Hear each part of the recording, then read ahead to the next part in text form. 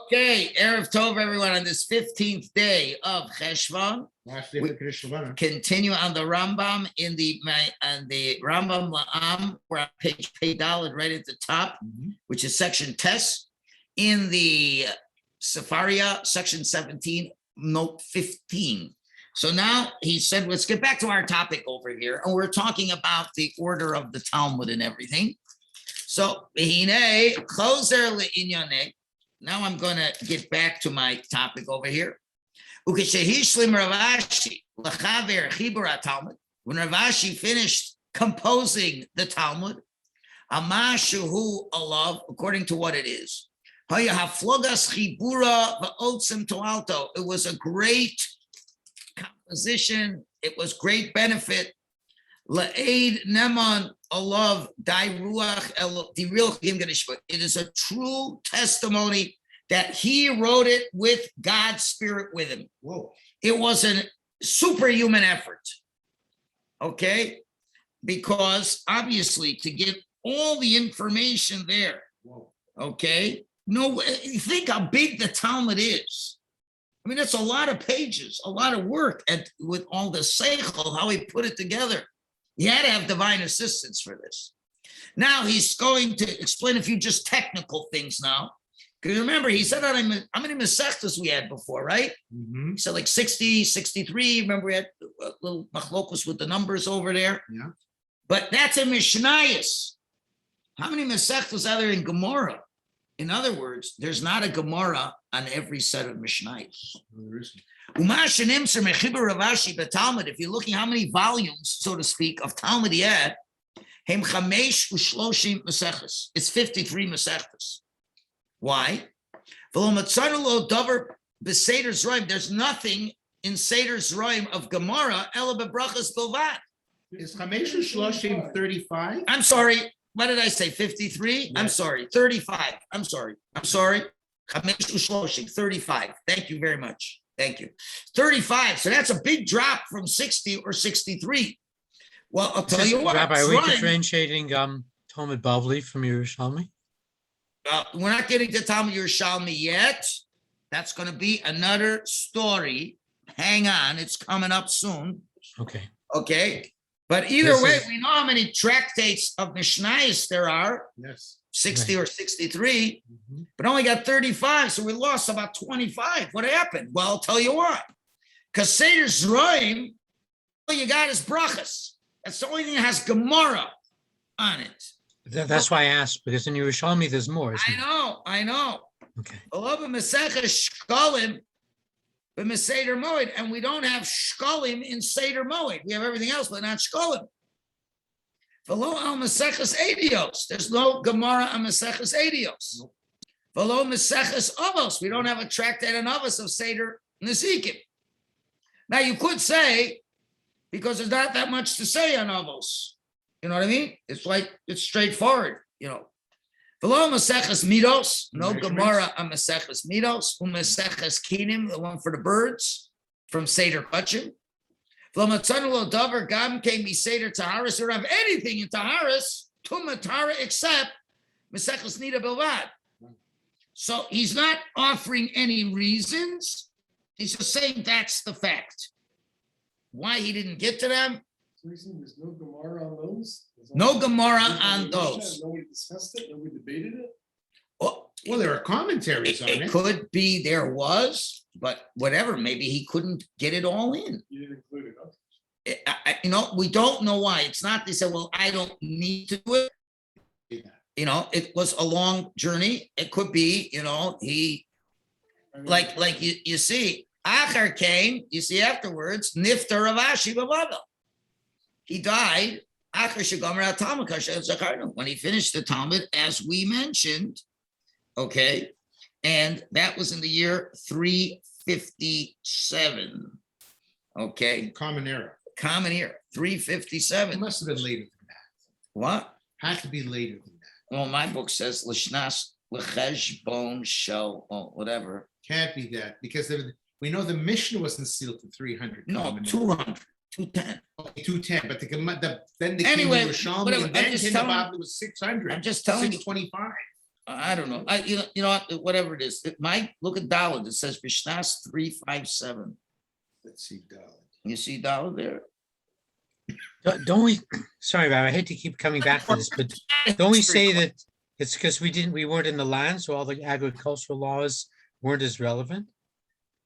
It's possible. I mean, Tumah and Tara were not as relevant in the times of Gemara. Certain things. Masa Shekel wasn't relevant. Could be has to do with relevance. Maybe. Okay. And similarly, but not afterwards. So the wise men of Israel, they did a similar thing to Ravashi, and they wrote the Talmud Yerushalmi, Umachabrahu Rabbi Yochanan. And the author is Rabbi Yochanan. And it says that he died in the year 210. Whatever, however you want to take that, what my commentary says. But V'nimtza Shalmi Chamisha Starim. Yerushalmi has 5 full starim. Meaning to say, there's Gemara on 5 full starim. Avol Seder Taharas Lo Nimso Talmud B'Shum Inyan. But there's nothing on Taharas. Whoa.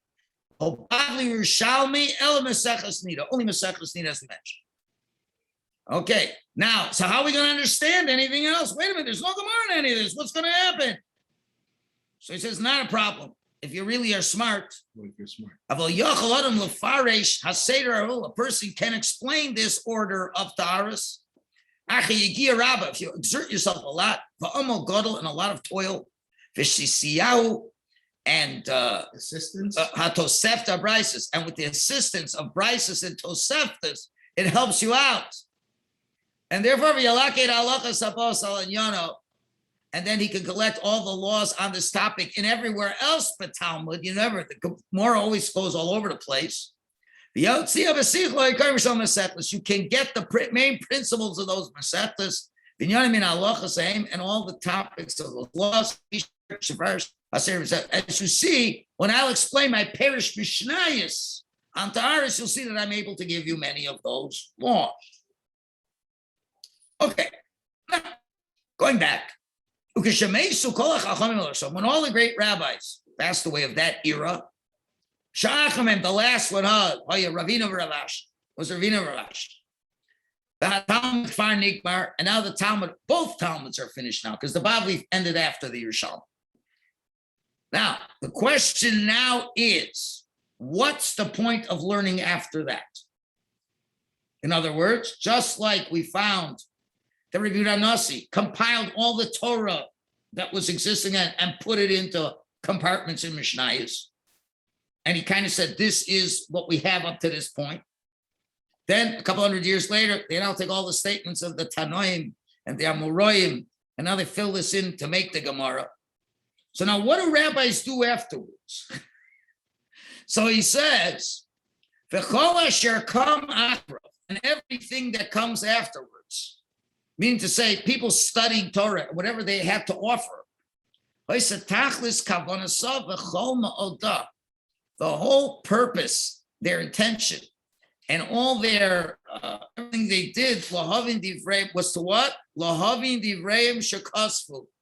To understand the words that the rabbis wrote in the Gemara. Bilvad, va'alav ein lahosif umimeno ein lahagroa. And one should not add to it, nor take away from it. Which means to suggest what? That's the final law. The Talmud is the final law. Wow. We're just trying to understand it. We're not trying to create anything new. We're trying to understand. And with this comment, we are now going to take a detour, a fascinating detour. You have a question, but sometimes Yes, sometimes the Talmud doesn't have the final law. They don't come to a resolution. Well, they do, if you understand how to learn it properly.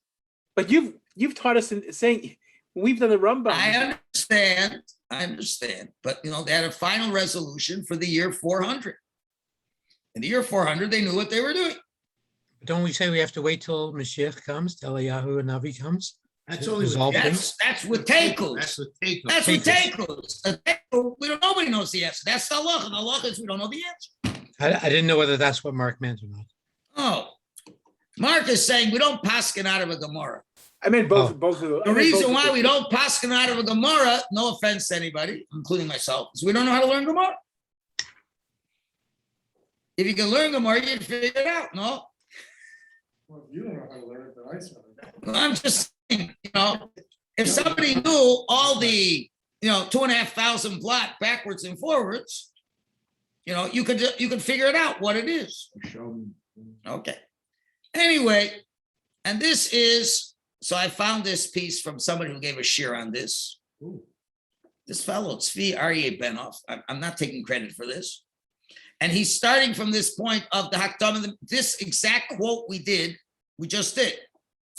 And when all the sages, peace upon them, died, the last of which were Rabbeinu Ravashi, and the Talmud was already finished, the entire goal and energy of all who came after us only to understand the words that they wrote, and one should not add to or take away from it.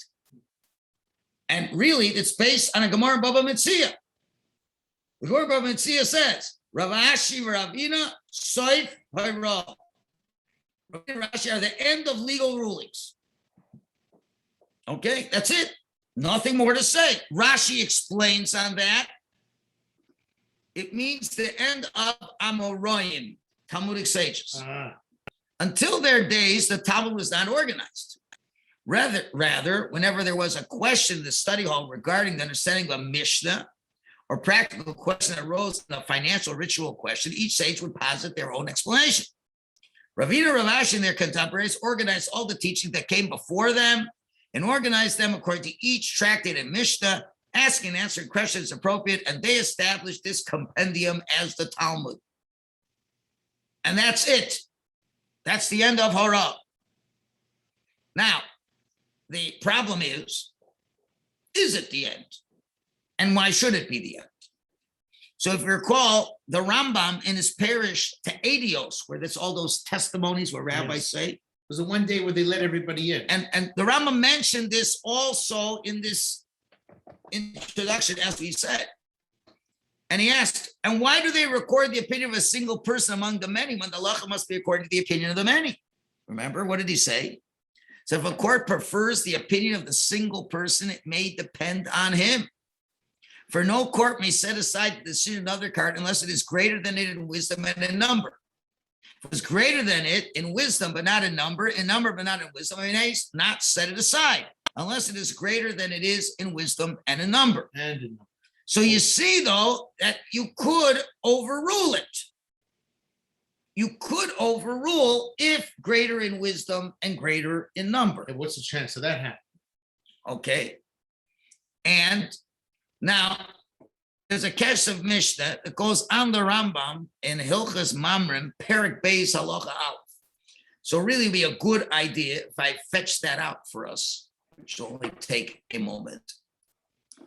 I had it, but I lost it. So we'll just take a minute. Okay. I hope just a minute. Halacha, Rambam. Hello, come on. Mishnah Torah. That's it. And Mamrim is in. Coming.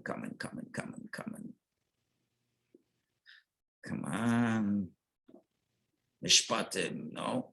Shoftim. Rebels. What did we say? Perek Beis Halacha Aleph. Okay. He says, Bezdin Shedorshu.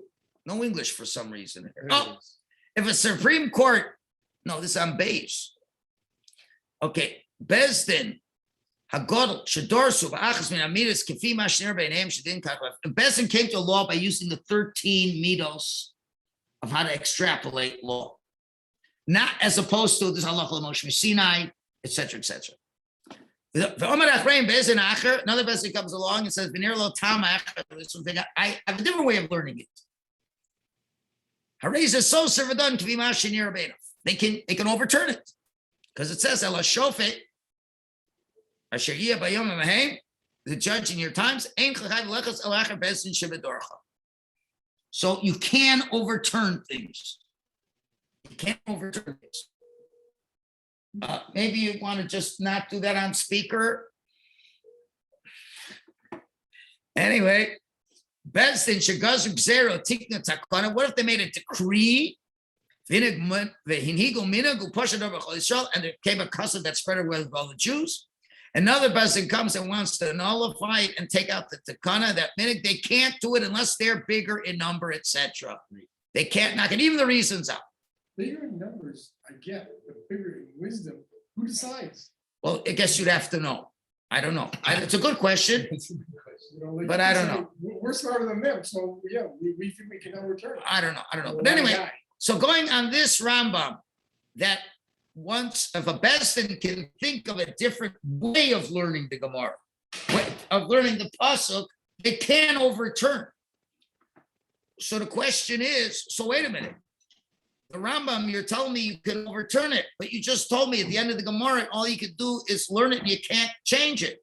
So it seems like it's a contradiction in the Rambam, right? Rambam in Halach is saying a Bezdin can overturn if they have a different way of understanding the 13 principle. Right. It's open to everybody. You don't need any greater wisdom for that. But the Rambam says the Gemara is the end. You don't add. The Rambam says the Gemara is the end. You don't add. You don't subtract. What's going on? So this is the Kesef Mishne's comment. Maimonides learned this from the fact that we find later Tanoim arguing with earlier Tanoim. So we find later Amoraim arguing with earlier Amoraim. And Maimonides understood the Mishne 80 to be speaking about a case where the sages were arguing about an injunction or a decree. That's not a svara. That is to say, the court would follow minority opinion, a subsequent court would not be able to follow the majority opinion unless it was greater numbers and wisdom. But they're arguing about an interpretation of a biblical verse using a hermeneutic principle. They are able to overturn a ruling even if they're not greater numbers or wisdom. So now the question is, so what's going on over here? But it seems it's only Amoraim with Amoraim, Tanoim with Tanoim. And that's the point he's saying now. And if you'll ask, why then do Amoraim not argue with Tanoim? If you already said, if you come up with a different svara, you can argue Amoraim with Amoraim, yeah? A different svara, Tanoim can argue with Tanoim. Yes. Why can't an Amora argue with a Tana if it's in svara? Because they're not. Or why can't we, who are later than the Gemara, argue on the Gemara if we have svara? That's his question. For there are many places where the Talmud questions an Amora from a Mishnah or Brisa, and they must respond that they hold like a certain Tana. Because we always say you can't, Amora cannot argue with a Tana. Right, he has to hold like a certain Tana. According to Maimonides, they have the authority to argue with her. What are you saying? I have a different logic. Why can't he argue? It's possible to answer that from the day that the Mishnah was sealed, subsequent generations set upon themselves to not dispute earlier generations. This also occurred by the sealing of the Talmud. From the day it was sealed, don't have the authority to argue. So the Kesef Mishnah is saying a very interesting idea over here. Is this the Ramah? The Kesef Mishnah is the Beis Yossi. Oh, the Beis Yossi. What he's saying is like this, but he hasn't given us the logic, he hasn't given the reason, and it's still going to beg the question. So the answer does not end here. He's saying, if you're within a same period, a latter Tana with earlier Tana, you got a good svar. A later Amora with an earlier Amora, you got a good svar, you can argue. But when the Mishnah was sealed, there was a unanimity, so to speak, that they all agreed it's sealed. Nothing to talk about anymore. Can't argue on this. Same thing when the Gemara, right?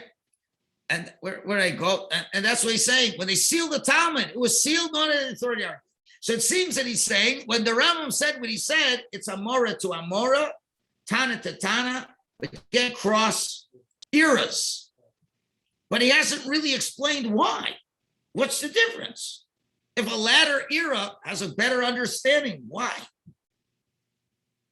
So Rabbi Elchanan Wasserman wrote a Kovetz, in his Kovetz Shurim has a little kuntras on Divrei Sofrim. The top student. And he's trying to understand, what is this? It's difficult to understand the nature of this acceptance and the power it has. Moreover, why does it have the power to prevent others from overturning the acceptance? If logically they have a different way of understanding the Yud Gimel Midos. So he says the sealing of the Mishne was done with the gathering of all the sages of Israel, or the majority of them who had the power of the Supreme Court, with whom we are forbidden to argue unless we also have the same authority. It's possible that at the time of the sealing of the Talmud, they also had the authority to argue with the Mishnah, like all Supreme Courts that were empowered to argue with earlier courts. But in between those times, there was no gathering of all the Jews together, sages, so they did not have the authority of the Supreme Court. And thus it was forbidden to argue with the Mishnahs, which are taught with the agreement of the majority of Jewish sages. What he is saying, but it's so difficult to understand, he says when the Mishnah was finished, it was like a Supreme Court got together. Right. You got all the big rabbis. And once they did that, nobody, no individual can come in the next era and go against them. However, when Ravina Ravashi sealed the Talmud, again, there was a reconvening of all the big rabbis. And now that you got all the big rabbis, they're saying, you know what? We don't have to be beholden to what the big rabbis said in the Mishnah because we have our own Supreme Court. Which still begs the issue a little bit more. What is going on? So we have the Rivush, who's a 1300s great rabbi, who was a student of Rabbi Yonah, who was a student of the Rambam. Yeah. Okay, and he writes the following in the name of the Ramban of a sefer that we no longer have from the Rambam. Whoa. He writes that such is the law regarding all communal acceptances that become binding on them and all future generations, as we find by the acceptance of the Torah. Didn't we all accept the Torah at Sinai? I think so. And what about Jews who come later? Can we say we're out of it? No. No. How about they decided we're going to read Megillah? No. Can you decide not? Fasting. No. Moreover, even things which a city did not accept upon themselves, but they had a custom to make a safeguard against something in the Torah, their children must also bind themselves. So it seems you can bind future generations when you've got the Supreme Court together, when there's a communal acceptance. Now, before we get to the pièce de résistance, the main thing we want to talk about, we're going to show you that in the secular world, this was no different of an argument. And what does that mean? Well, let's go to a little bit before 1776. That was the United States. Yes. Thomas Paine writes in The Rights of Man. Now, what was the problem? The British Parliament in 1688 made a law that the colonies will be loyal to to Britain. It was a law they made, and everybody agreed to it. The colonists, they all agreed to it. And now what's happening 50, 60 years later? Taxation without representation, Boston Tea Party. People were saying, you know, why is what they said 60 years ago binding on us? And now Thomas Paine writes the following. The Parliament of the people of 1688 or of any other period had no more right to dispose of the people of the present day or to bind or to control them in any shape whatever than the Parliament or the people of the present day have to depose of, bind, or control those who are to live 100 or 1,000 years hence. On what ground of right, then, could the Parliament of 1688 or any parliament bind all posterity forever? He's asking a very good question. The fact that you all agree, shkoyach, but that's what you decided 100 years ago. Why do I have to be bound to that? And better yet, how could that happen? And he explains how. It requires but a very small glance of thought to perceive that although laws made in one generation often continue in force through succeeding generations, yet they continue to derive force from the consent of the living, which means since the subsequent generations don't argue, so that's what gives the force there. A law not repealed continues in force, not because it cannot be repealed, but because it was not repealed. And the non-repealing passes for consent. What is he saying? The British were saying, listen, we made this rule, we all agreed to it, and everybody's been agreeing with it for the last 80 years. So what are you trying to come up with these new ideas for? So we say, what are you talking about? The fact that anybody comes up with anything, it doesn't mean nothing. You can't all agree to something that I want to do 100 years from now. Why is everybody agreeing with it? Because they chose not to argue with it. But just like I can't today in 1776 bind people 100 years from now to this idea. And therefore, what do? They broke the law, so to speak, of 1688, which is fascinating because if you really think about this, that's exactly what's happening now. Mhm. I'm surprised they haven't been quoting this. Maybe they have. They probably don't know any of their history to even quote it. No, for England though, this guy was a real pain. Yeah. Anyway, I have a question. Very good, but very now good. what are they saying? Freedom and rights. Maybe that was okay in 1776. But you know what? Because of climate change, it's a hurrah shaw. It's a hurrah shaw. The world was not living in these times, but we're going to die in the next 10 years. We can't give people all their rights. Like maybe in 1776, the right to bear arms made sense. Now that everybody has a machine gun or AK-47 in their closet, maybe it doesn't make any sense. Whatever. You But know, this is this line of thought. Now, but what's the point? Why am I bringing this? Why is this being brought here? Okay. Because we could say, what right does the people of Gomorrah have to bind us for the next 1,500 years? Seems to be a good point. Now, on the other hand, there was an opposing view by, Can I just ask a question? please do. Thank you. Can you be a little closer to the screen so we can Yeah. hear you or raise Yeah. up your volume? Yeah. Sorry. Maybe this just supports your point of view, but I'm just not quite clear. In 1973, the Supreme Court in the States ruled with Roe versus Wade that abortion is legal. And now they're looking at arguments to restrict abortion. So is That's that right. because it's the same Supreme Court that they have the same jurisdiction? Like what does that mean? How would you This is American law now, but again, the Supreme Court now is just 9 people. Okay. But that's the basic idea. Things could be changed. That's what they're saying. You could change it. Now, Sir Edmund Burke, after the French Revolution, where obviously they didn't want to keep what was beforehand, he argued with Thomas Paine. It's Michalowicz. Okay. And look what he says. Society is indeed a contract. It is a partnership. As the ends of such a partnership cannot be attained in many generations, it becomes a partnership not only between those who are living, but between those who are living, those who are dead, and those who are to be born. He says it's more of an idea of a contract. It's a societal contract. And there always has to be something called society. And for society to exist, you've got to bind yourself by certain societal norms. And I guess he saw, the danger that happened after the French Revolution. Oh, yeah.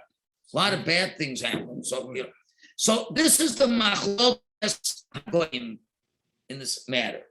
Well, I guess for people of North America, they tended to follow Thomas Paine's Mahalach. Okay. But again, you're seeing that it's not so simple because then you don't have a lot of stability. Not a lot of stability. And I think what Burke was saying is we have to have some kind of stability. There has to be some kind of stability. Okay, I don't have to know the deeper shot in Paine or Burke. It's not Torah. But I'm just saying, but here we're going to leave you with this question and we'll continue tomorrow. So we're going to have a class tomorrow? There's no class tomorrow. We're going to have to hold it because it's too long. Answer's too long. I don't want to rush through in 2 minutes and answer So really we're going to continue on 15 Sunday. minutes on Sunday. So the question we're asking is, why is it that we're bound by what the Amoraim said? Because, and really it's more, why are we bound by what happened at Sinai? Why can't, so you're going to say, well, God said so. But I never said so. I did not say so. Now the Torah Farish talks about this in Nitzavim, And it's stubborn. So we're making a bris unless somebody else come later and say, I'm going to do what I want. Someone says you can't do that. But l'chayra from logic, I'm just saying, forget about Torah now, for a moment. Forget about Hashem and all that stuff. But Hashem would never have given Klal to the Torah unless they agreed to it. So they agreed to it. And now it's binding on us. It is. That is the Torah law. It is binding upon us. So it would seem this is a problem. Thomas Paine would say that's not it. Now, what we're going to share with you tomorrow, Sunday, is a statement from the Drush's Beis Yishai from Rav Shlomo Fisher. That's who he is. Okay. And he has to deal with, he's trying to answer all the skeptics about Yiddishkeit and about all the things they don't understand.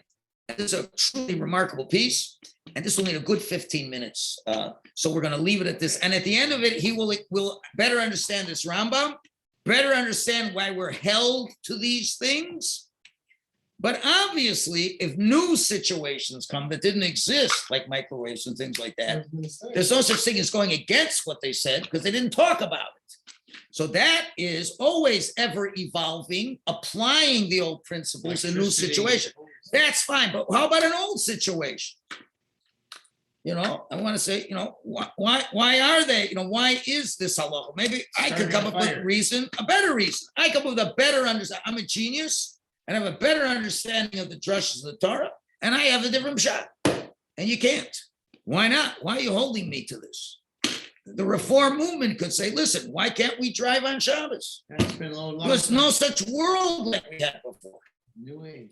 You mean what they decided in the year 400, before they had cars, before they had suburbs, is going to bind me to what I have to do now? I love God. I love the Jewish people. I love Hashem. I love Torah. Torah would never have done such a thing. And we'll get a bunch of rabbis to decide that. So now we have to understand what the real answer is. This is a real tough question. So we're going to leave you in suspense till Sunday. I hope you can sleep till then. Okay, shkoyach everybody. Seid mir gesund. Shkoyach.